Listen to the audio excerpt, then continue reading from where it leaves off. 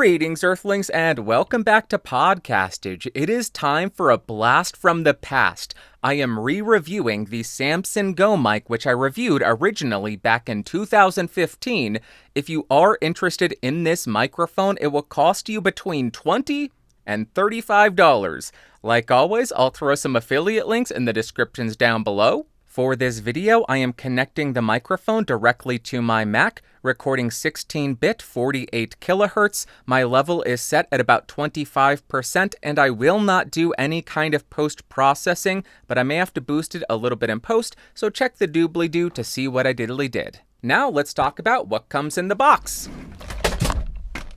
First off, you're going to get a zippered storage case for the microphone.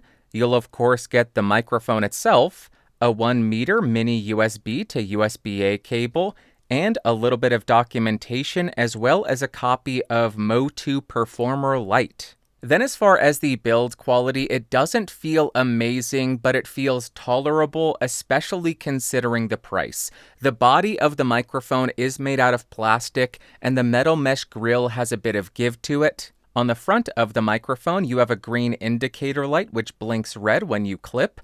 On the side, you have a selector switch to engage a -10 dB pad or an omnidirectional polar pattern. On the other side, you have a mini USB port to connect this to your device, and a 3.5mm headphone jack which offers computer playback and zero latency monitoring. The mount clip is made out of plastic and has a ton of force, while the base of the clip is made out of metal with a 3/8" threading, so you can put this on a microphone stand.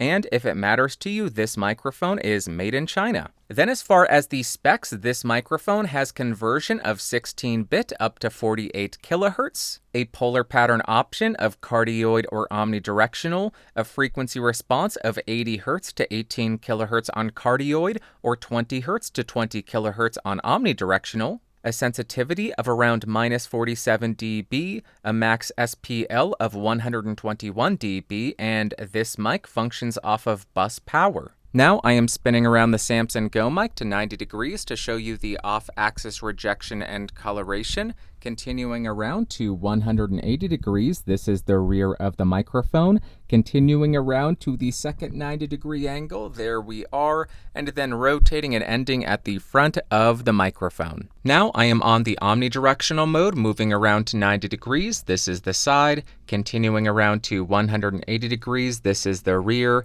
Continuing around to the second 90-degree angle, here we go, and then rotating and ending at the front of the mic. I would recommend that you buckle up because now we are going to test the plosive rejection of this thing. Please bring pizza pronto. Please bring pizza pronto. Please bring pizza pronto.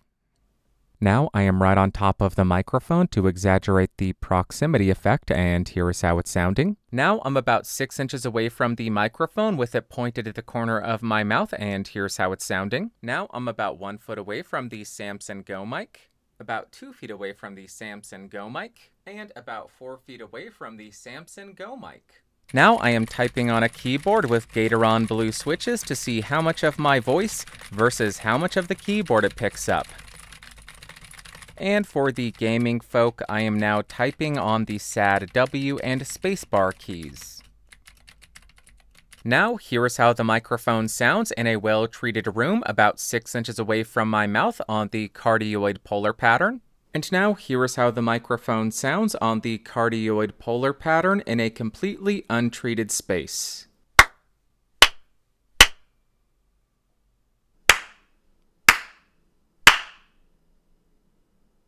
Now, in order to see how effective the microphone is at rejecting shocks, I'll start by tapping on my desk to see how much of that noise it can reject. And then I will tap on the boom arm.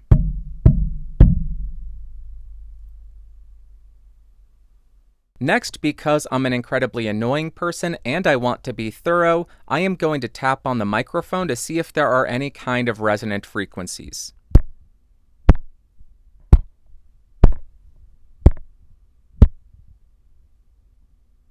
Now I have the Samson Go mic, and I am going to set it directly on my desk about 13 inches away from my mouth because I imagine some people will be using it in this scenario. I'll go ahead and tap on my desk so you can hear how much of that noise it picks up.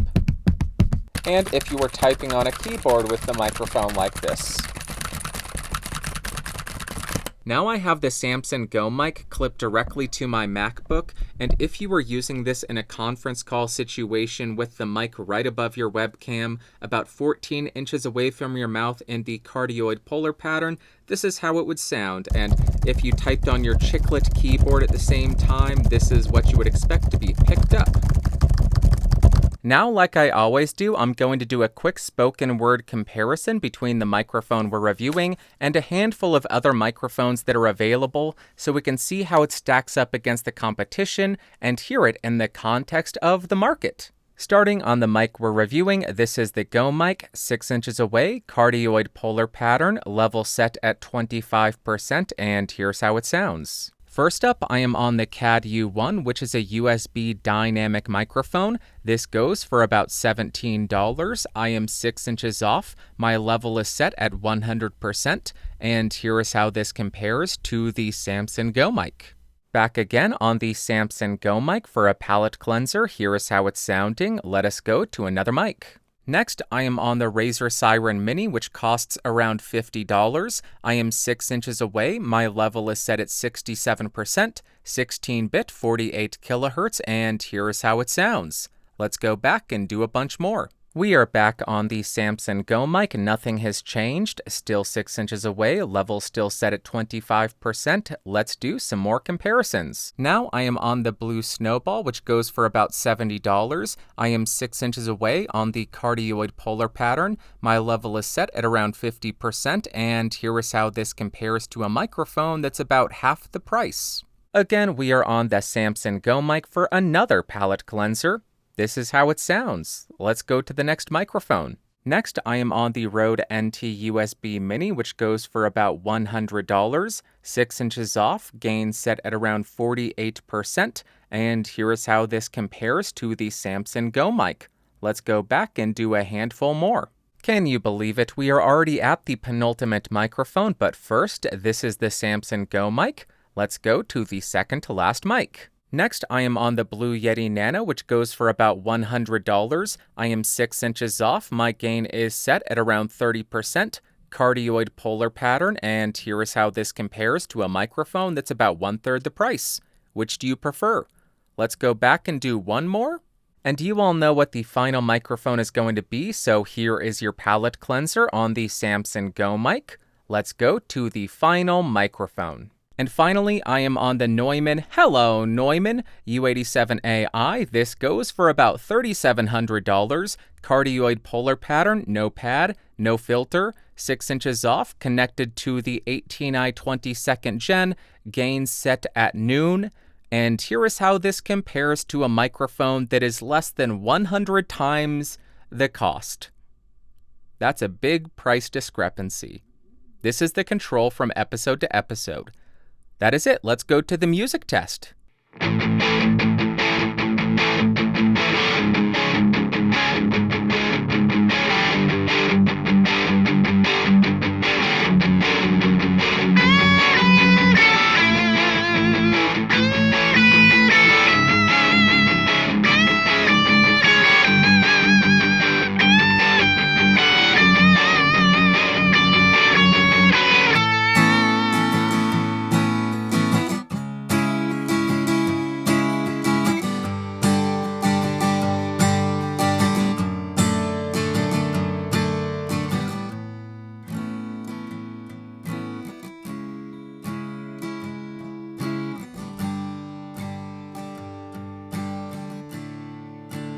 How is your day?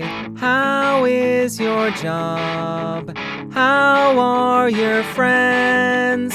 How is your mom? I mean no disrespect.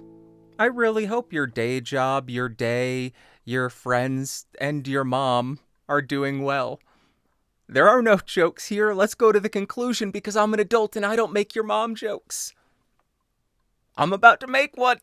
It has been 8 years since I originally reviewed and tested the Samson Go mic, and I am still blown away by the price to performance of this thing. And first up, as far as pros, has to be the price of this thing. At $33, that is one of the most affordable microphones I have ever reviewed. At the sale price of $20, it is just bonkers. Number two, the sound of this thing is absolutely mind-blowing given the $20 or $33 price point. It should not sound as good as it does given the price that you're paying for this thing. But on top of that, you also get the 3.5mm headphone output, which doesn't just give you computer playback, it also gives you zero latency monitoring, and that is a feature that microphones 2 times and 3 times the price sometimes omit.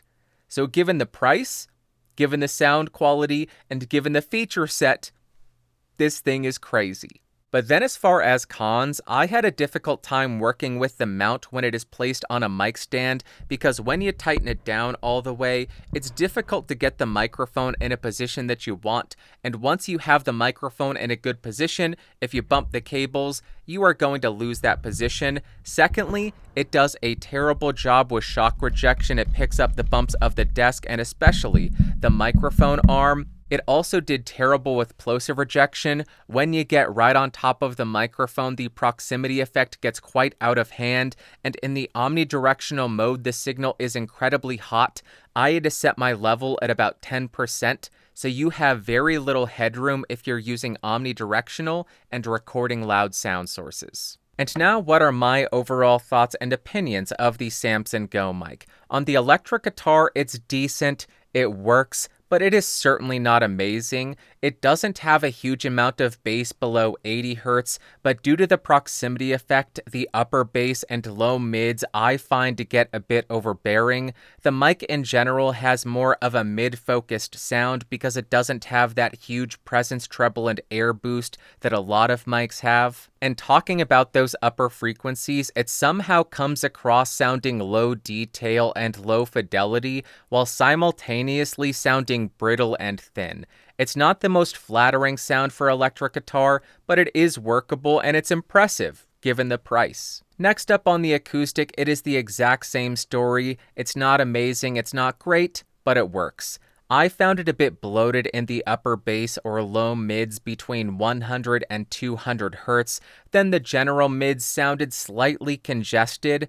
I did like how it captured the pick on the strings when I was playing softer, but overall the upper frequencies came across sounding a bit dull and lifeless. Not amazing. Then for singing vocals, I actually kind of enjoyed it here. I didn't have any issues with the lower frequencies in the bass or the low mids. It does come across more mid-focused, maybe a touch congested, but not the worst that I have heard. And then the upper frequencies, it has a bit of a sheen to it because it does extend into the treble and air. It is a slightly artificial sound, but I kind of liked it. Cheap sounding, but decent. And finally, for spoken word, is it amazing sounding? No, but I think it performs crazy well for the price. It doesn't have a huge amount of bass, and if you get too close to the microphone, the upper bass and low mids can get quite out of hand, and to sound like a broken record, the microphone is a bit mid-focused, can sound a bit congested if you already have a nasally voice, and then the upper frequencies, the treble and air, are a bit artificial. I heard the ever so slightest amount of sibilance, but overall the performance of this thing is quite admirable. And to wrap up, would I recommend the Samson Go mic? Yes, I would. I am quite impressed with what Samson is offering at this price point. It is incredibly convenient for work calls, for Zoom calls, for Discord calls, for travel, and if you also want to use it for music, it's not the greatest, but it is tolerable. The feature set is great. The price is crazy.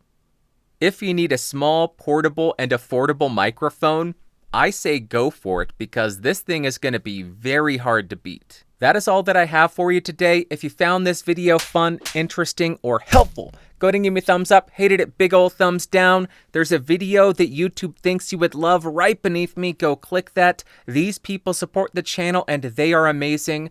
I will talk to you next week. Thank you so much for watching. Thank you so much for listening. Talk to you later. Bye-bye. Whoa. Boop.